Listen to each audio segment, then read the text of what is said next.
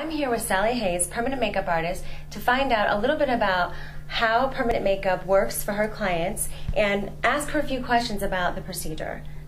How do you choose a permanent makeup artist?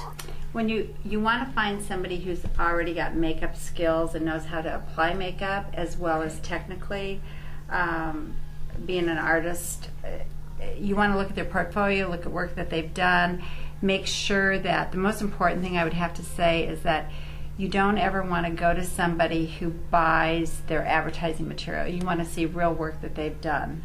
Okay. And then that way you know, right. And have them put on topical makeup first and show you so you know exactly what to expect. Don't ever have it done without seeing firsthand how it's going to look. Okay. Because I think that's when people, you want to see what you're going to get before you get it. So it's kind of like buying a pair of shoes. You want to try it on, right? And make sure if you like what they do topically for you, then you know that you'll probably like it done permanently. Okay. And we're here with 3 of her clients, and we want to ask them the same question. How, Lee, did you choose? Well, being blonde and fair, I never wanted to get up and do my makeup, my full face every morning. And just meeting Sally, it helped me, get ready easier, being on the go. Okay. I'd say I've known that Sally's been doing it for a very, very long time. And for me, I usually have to fill in my eyebrows every single day, and I would prefer not to. So Sally has made that possible, and I've seen her work in her book, so definitely had a lot of confidence in her. In my case, absolutely, I love it. My eyes are defined very nice. I didn't have the way how my eyes look now with the beautiful eyebrows like this. And I love in the summer just don't put makeup and just have some more expression without makeup. So I know, as far as being a lady, I like to change my hair color quite a bit. So how would you say that your hair color relates to the permanent makeup that you choose? Well, you should never have anybody do your tattooing by picking your hair color, because most of us are chemically dependent and change our hair color. Colors need to be chosen by skin tone only. So that way it doesn't matter if you become a blonde, a redhead, a brunette, whatever. You want your brows to harmonize with your skin. And you're mixing your undertones of the skin with the color to get the final result. So it's very, very important that people understand color and undertones before you have it done. Right. It's not about topical makeup like we buy in a store. It's about combining those undertones. That's the key to really good permanent makeup. And I'm really known for undetectable makeup.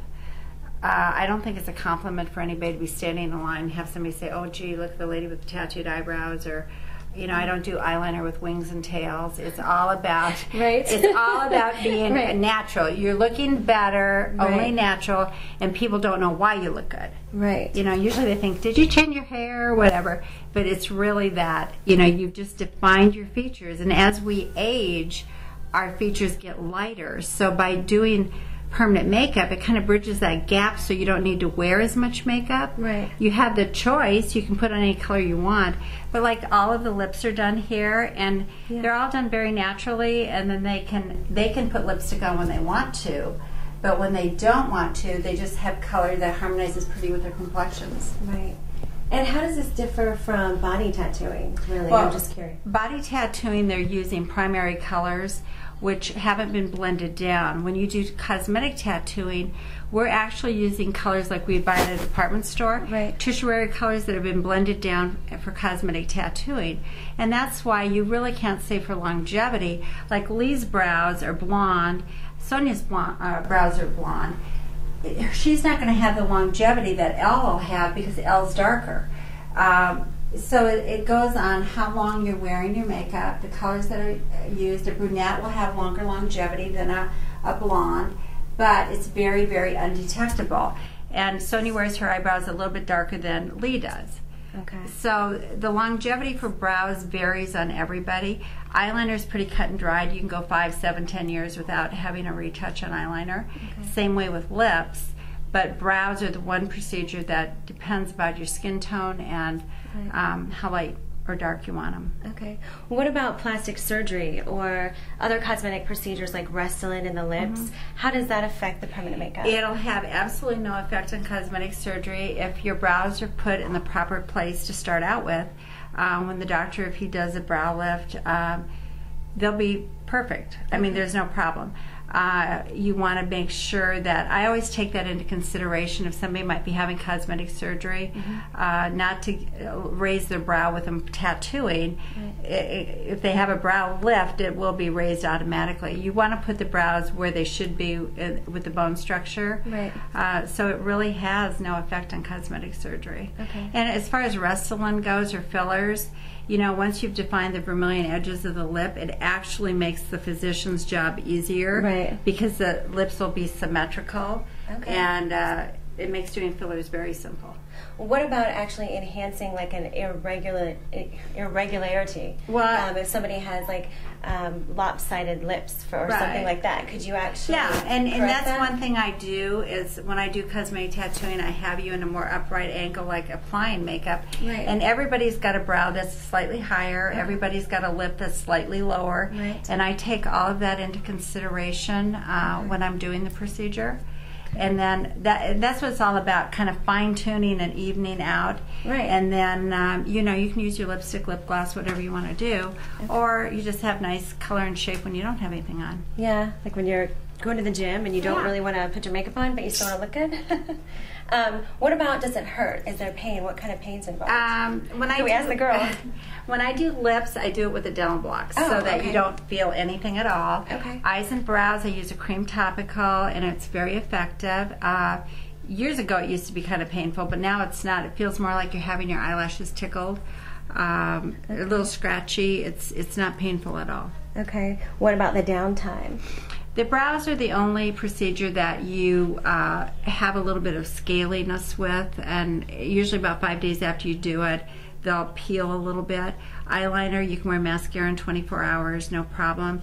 Lips is slightly like you've got chapped lips on the edges, but you just wear, you know, lip gloss or chapstick.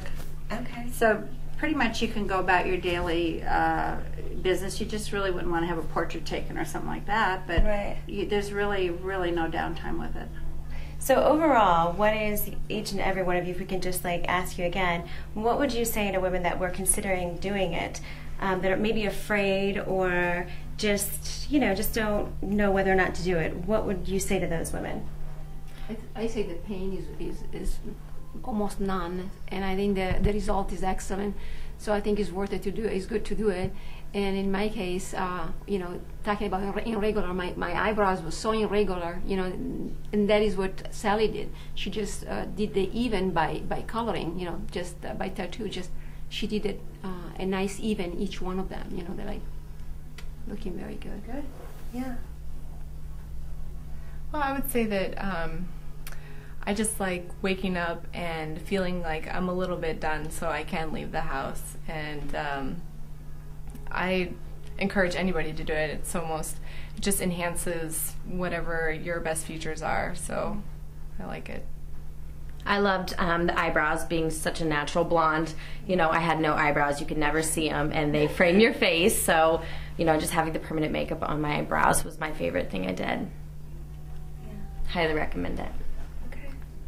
Sounds good. Well, I think we should all run out and get permanent makeup tomorrow because it sounds like the best idea I've heard yet.